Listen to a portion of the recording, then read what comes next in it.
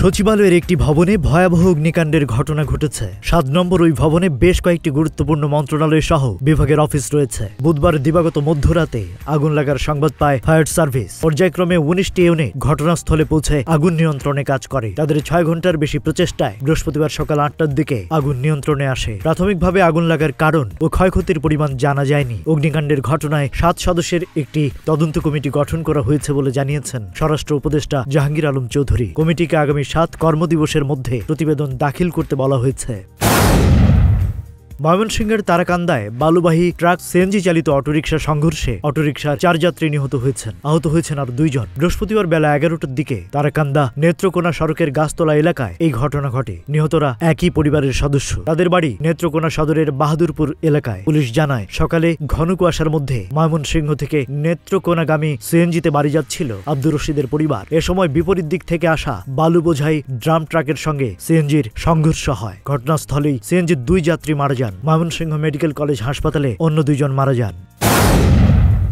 অন্তর্বর্তীকালীন সরকারকে ব্যর্থ এবং সচিবালয়ের দুর্নীতির তথ্য নিশ্চিহ্ন করতে সচিবালয়ে আগুন দেওয়ার মাধ্যমে ষড়যন্ত্র করা হয়েছে বলে দাবি করেছেন ক্রীড়া উপদেষ্টা আসিফ মাহমুদ সজীব ভূঁইয়া। ক্ষয়ক্ষতির পরিমাণ নিয়ে আশঙ্কার কথা জানিয়ে সকালে নিজের ফেসবুকে তিনি বলেন, বিগত সময়ে হওয়া অর্থ লোপাট দুর্নীতি নিয়ে আমরা কাজ করছিলাম। কয়েক হাজার কোটি টাকা লুটপাটের প্রমাণও পাওয়া গেছে। আমাদেরকে ব্যর্থ করার এই ষড়যন্ত্রে যে বা যারাই জড়িত থাকুক তাদের বিন্দু পরিমাণ ছাড় দেয়া হবে না।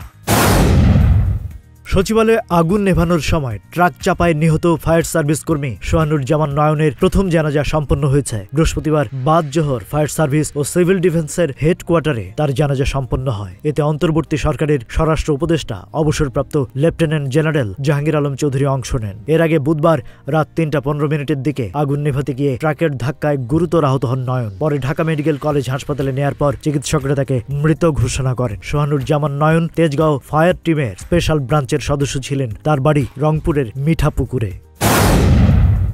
বিডিআর বিদ্রোহের ঘটনায় নির্মোহভাবে তদন্ত কাজ চালানো হবে বলে জানিয়েছেন জাতীয় স্বাধীন কমিশনের চেয়ারম্যান অবসরপ্রাপ্ত মেজর জেনারেল আ.ল.ম. ফজলুর রহমান। বৃহস্পতিবার পিলখানায় বিজিবি সদর দপ্তরে কমিশনের প্রথম বৈঠকের পর কমিশন চেয়ারম্যান জানান, বিডিআর বিদ্রোহের ঘটনায় কোনো দেশকে এখনো চিহ্নিত করা হয়নি। যারা দেশ ছেড়েছেন তাদেরকেও জিজ্ঞাসাবাদের আওতায় আনা হবে। নির্ধারিত ৩ মাসের মধ্যেই তদন্ত প্রতিবেদন দেওয়ার কথা জানান কমিশন চেয়ারম্যান। সিরিয়ায় ক্ষমতাচ্যুত প্রেসিডেন্ট বাশার আল আসাদের অনুগত সমর্থকদের অতর্কিত হামলায় দেশটির ১৪ পুলিশ নিহত হয়েছেন। বৃহস্পতিবার ভোরে দেশটির টারটাউসে হামলায় অন্তত ১০ জন পুলিশ সদস্য আহত হয়েছেন। স্থানীয়রা জানান, আলাওয়াট সম্প্রদায়ের উপর সাম্প্রতিক নির্যাতন ও প্রশাসনিক চাপের প্রতিক্রিয়ায় এই ঘটনা ঘটতে পারে। এই গোষ্ঠীটি আসাদ সরকারের অনুগত ছিল। বাশার আল আসাদের পরিবারও এই সম্প্রদায়ের সদস্য ছিলেন। এদিকে সিরিয়ার নতুন স্বরাষ্ট্রমন্ত্রী হুঁশিয়ারি দিয়েছেন, নাগরিকদের জীবনের হুমকির কারণ হলে কাউকে ছাড় দেয়া হবে না। চলমান যুদ্ধবিরতি আলোচনার মধ্যেই গাজায় হামলা অব্যাহত রেখেছে ইসরায়েলি বাহিনী। এতে ৫ সাংবাদিক নিহত হয়েছেন। এ নিয়ে চলতি বছরে এই ভূখণ্ডে ৫৫ সাংবাদিকের মৃত্যু হলো। আল জাজিরা বলছে, নিহত হওয়ার সময়ও ওই সাংবাদিকরা তাদের পেশাগত দায়িত্ব পালন করছিলেন। নিহত সাংবাদিকদের নাম ফাদি হাসসোনা, ইব্রাহিম আল শেগালি, মোহাম্মদ আল-লাদা, ফয়সাল আবু আল কুমসান এবং আয়মান আল জাদি। এদিকে committee to protect journalist CPJ এর তথ্য মতে গাজায় ইসরায়েলি হামলার শুরুর পর থেকে এ পর্যন্ত ১৪১ জন সাংবাদিক নিহত হয়েছেন।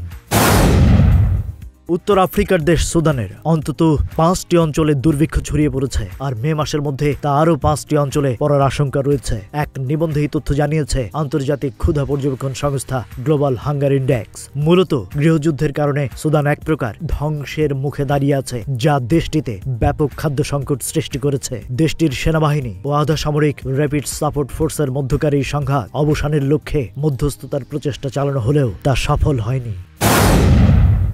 বেশ কিছুদিন ধরেই ছবি অঙ্গনে গুঞ্জন চলছে, প্রেম করছেন আলোচিত উপস্থাপক রাফসান সাবাব ও সঙ্গীত শিল্পী জেফার। গুঞ্জনটা শুরু হয়েছিল বছরখানেক আগেই, যখন রাফসানের সংসার ভাঙার খবর প্রকাশ্যে আসে। সম্প্রতি থাইল্যান্ডের দুজনকে একান্তে সময় কাটাতে দেখা গেছে ব্যাংককের সিয়াম প্যারাগন শপিং মলে। গোপনে কোনো ভক্ত এই ছবি ধারণ করে ফেসবুকে ছড়িয়ে দিয়েছেন। সম্প্রতি এক সাক্ষাৎকারে রাফসানের সঙ্গে সম্পর্ক নিয়ে মুখ খুলেছেন জেফার। সেখানে তিনি বলেছেন, তাদের দুজনকে নিয়ে যে গুঞ্জন চলছে সেসব বিষয়ে তার কিছু পরিষ্কার করার নেই।